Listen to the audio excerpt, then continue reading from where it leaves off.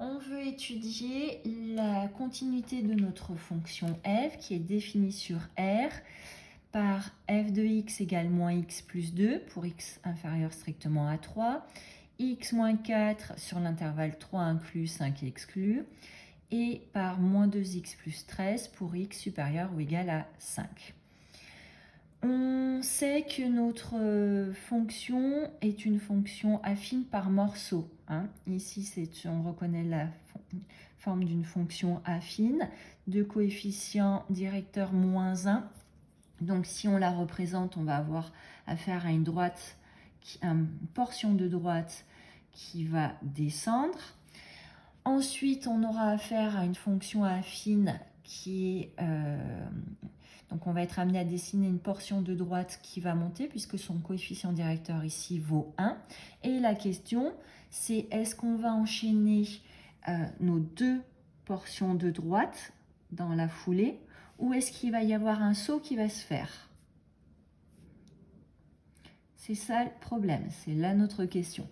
Comme notre fonction affine, notre fonction f est affine par morceaux, on va voir que f est continue sur l'intervalle moins l'infini 3, puisque sur cet intervalle, sa formule est son expression est celle d'une fonction affine. Elle est aussi continue sur 3, 5, puisque sur cet intervalle-là, sa formule, son expression est celle d'une fonction affine qui a pour coefficient directeur 1. Et enfin, elle est continue sur l'intervalle 5 inclus plus l'infini, puisque sur cet intervalle-là, c'est de nouveau l'expression d'une fonction affine de coefficient directeur moins 2. Donc la question, c'est est-elle continue en 3, est-elle continue en 5? Donc, autrement dit, les deux portions de droite qu'on est amené à dessiner, ici j'ai résumé le problème en 3, est-ce que nos deux portions de droite font la jonction ou est-ce qu'on est obligé de lever le stylo pour dessiner la seconde portion? Et ce sera pareil entre la deuxième portion et la troisième portion. Donc on va se poser la question, f est-elle continue en 3? Pour répondre à cette question, on sait que f de 3, ça vaut donc pour calculer f de 3, je choisis l'expression 3 moins 4, puisque 3 appartient à l'intervalle 3 inclus, 5 exclus, c'est donc égal à moins 1.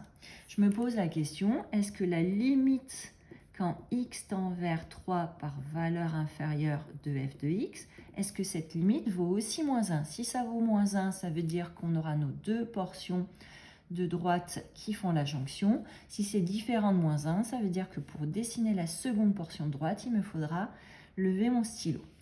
Donc pour calculer cette limite, comme je suis sur la zone moins l'infini, 3 exclus, je vais me servir de l'expression moins x plus 2.